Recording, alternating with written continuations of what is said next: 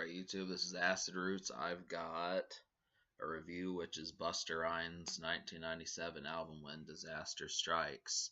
So this album was part of the almost bad boy movement that came out around this time 20 years ago.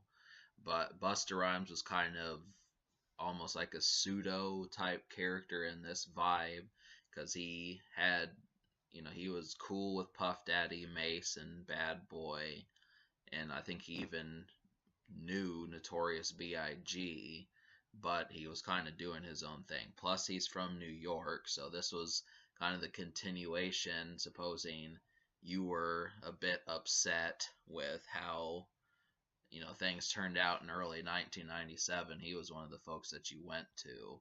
So between this album and No Way Out, I do feel like some of these releases were okay, but you have to pay attention to the fact that this is New York hip hop. So that means it's going to be starker production, not as necessarily glossy or as, immediate as something of the G-Funk vibe or West Coast type music, but it does have the occasional skeletal production that happens to work out. So this album is pretty skeletal. I mean, the thing about the first single, Put Your Hands Where My Eyes Could See, that one, probably not the type production that you would expect for a first single, but it somehow works. Busta Rhymes is always kind of known for his far out type songs, ones that don't necessarily hit you immediately, but they are infectious at the same time, and he did it at least two other times.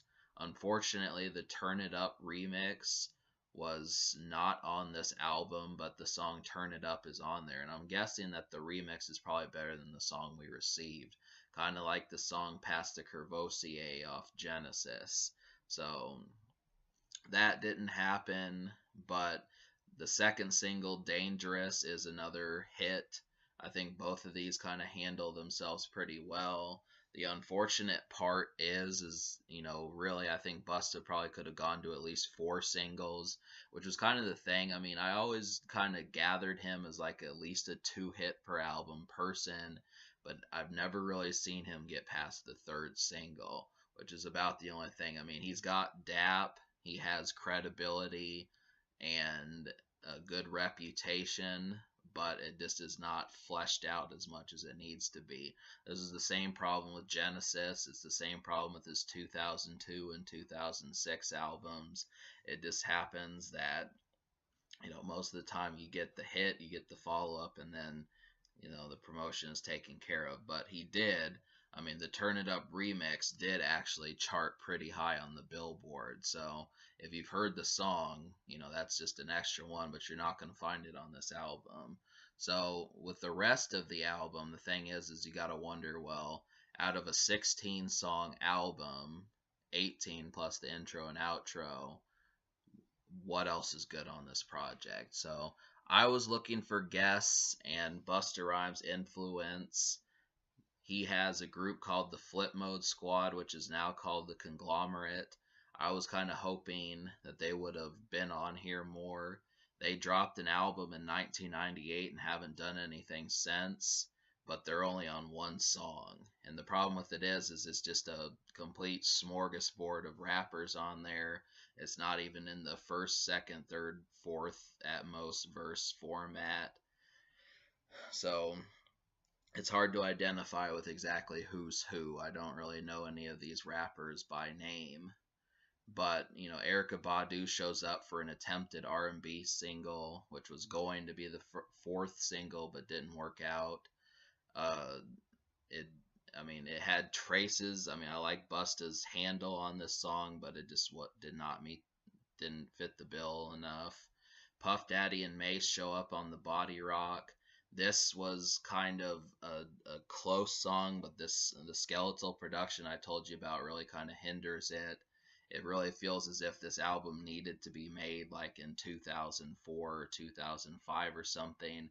It probably would have been completely revamped. For what it was good, but it still almost keeps some of that old New York vibe from before, the 2000s decade. So, but I did like the first song. The Whole World Looking at Me, that's a really good one. That just feels dramatic. And also Get High Tonight kind of feels like a car song, just a thumping song. I think Busta's pretty good at those. So, but yeah, I only liked 7 out of 16. So I'm gonna give this album a 4.5 out of 10.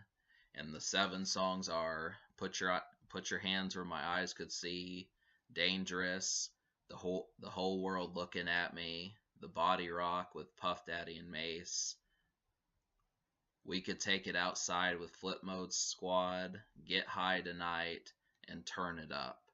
Now, obviously, if you can get a hold of the Turn It Up remix, that kind of makes the original Turn It Up irrelevant, and then you have 3 hits. It's something to celebrate. 3 good Busta Rhymes songs. I know most folks probably listen to the singles first, but I am one such person who hopes for like a classic album, kind of the stuff that Eminem was so good at doing. And I noticed that Busta Rhymes is kind of capable of doing this, but sometimes it just doesn't work out. I mean, that my whole idea is that I think he pays more attention than just the production, but he is, the lyrics, he's an exciting character, but this when the production is not, it kind of hinders the experience that he's trying to purvey. So that's an issue.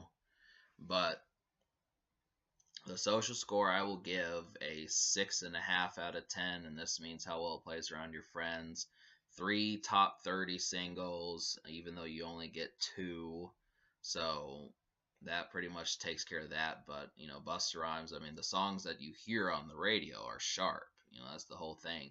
Put your hands where your eye, put your hands where your eyes could see, is that's a pretty slick song. So is Dangerous. So yeah, 6.5 out of 10. The future Busta Rhymes might be putting out an album this year. And can this record be topped? I think the answer is yes, it could. I think albums like Genesis and some of the later projects that he's done way surpass this.